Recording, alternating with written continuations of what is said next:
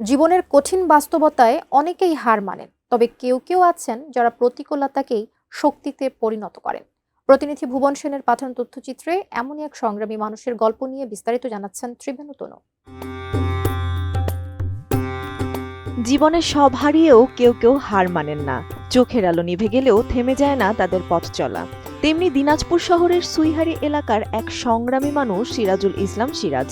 দৃষ্টিশক্তি নেই, কিন্তু আছে অদম্য ইচ্ছাশক্তি। ভিক্ষা নয়, পরিশ্রম করেই সম্মানের সঙ্গে বাঁচতে চান তিনি।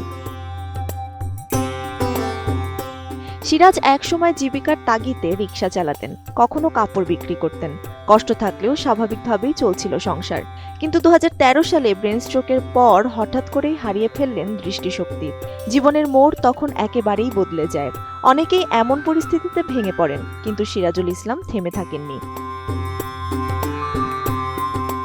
এখন শরীরে সেফটি পিন দিয়ে ঝুলিয়ে ছোট ছোট প্রয়োজনীয় জিনিস বিক্রি করেন তিনি।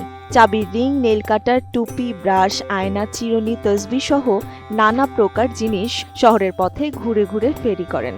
এই ছোট ব্যবসায়ী তার পরিবারের একমাত্র আয়ের উৎস। আমি একজন দৃষ্টি প্রতিবন্ধী। আমি জন্ম থেকে অন্ধ না। আমি 13 সালের জুলাই মাসে অন্ধ হয়েছি। আমি এখানে দীর্ঘদিন ধরে ব্যবসা করে খাচ্ছি। কিন্তু আমার ইচ্ছা সরকার যাতে আমাদের পাশে একটু দাঁড়ায়, আমাদেরকে যদি একটু বাড়ি দেয়, তাহলে আমরা খুব ভালো থাকতে পারি। এবং আমার যদি একটা দোকান করে দিতে পারে দেয়, তাহলে আমাদের খুব ভালো হয়। আর আমি চাই না যে কারো কাছে হাত পাতায় খাবো। আমি কর্ম করে খাবো। আমার ডায়াবেটিস ছিল দীর্ঘদিন ধরে। আমি চিকিৎসা ঠিক মতন করতে পারি নাই, ঠিক মতন ডায়েট কন্ট্রোল করতে পারি নাই, যা পাইছি তাই খাইছি। আর আমি মোটর পরিবহন শ্রমিক ইউনিয়নের চাকরি করতে এক রাতেই আমি অন্ধ হয়ে গেছি। তখন থেকে আমি চিন্তা করছি যে আমাকে কিছু করে খাইতে হবে। আমি এখন পর্যন্ত কারো কাছে হাত পাতাই নাই, অন্ধ হয়ে গেছি। তারপরেও আমি কারো কাছে হাত পাতাই নাই, কেউ বলতে পারে না। চোখে দেখতে না পারলেও মানুষের উপর বিশ্বাস হারাননি সিরাজুল ইসলাম। ক্রেতারা যে টাকা দেন, অন্ধবিশ্বাসেই তা গ্রহণ করেন তিনি। তার সততা আর আত্মসম্মান শহরের অনেক মানুষের কাছেই অনুপ্রেরণা হয়ে উঠেছে। ভালো মানুষ ভিক্ষা করে, কিন্তু এই ভিক্ষা করতে রাজি না। যে আমি যতটুকু আমার শরীর চলে, আমি এইভাবে আমি কর্ম করে খাবো। সিরাজ একজন প্রতিবন্ধী, সে আমার প্রতিবেশী, আমার বাড়ির পাশেই থাকে।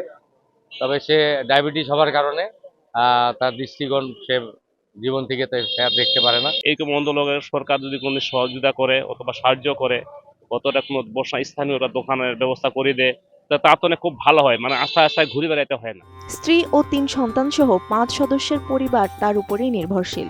সরকারি প্রতিবন্ধী ভাতা পেলেও তা দিয়ে সংসার চালানো কঠিন হয়ে পড়ে। তবুও হতাশ নন তিনি।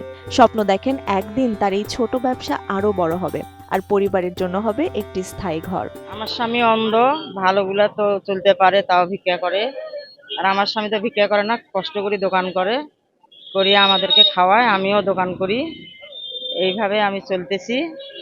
যদি একটু কিছু করা যায় তাহলে ভালো হয়। দৃষ্টিশক্তি হারিয়েও আত্মসম্মান হারাননি সিরাজুল ইসলাম। তার জীবনে যেন একটি বার্তা: কাজী মর্যাদা, পরিশ্রমী সম্মান। সমাজের অনেকের জন্যই তিনি আজ এক জীবন্ত অনুপ্রেরণা। এমন গল্পই মনে করিয়ে দেয়, ইচ্ছাশক্তি থাকলে প্রতিকূলতাকেও জয় করা সম্ভব। ত্রিবেণী তনু, ATN নিউজ।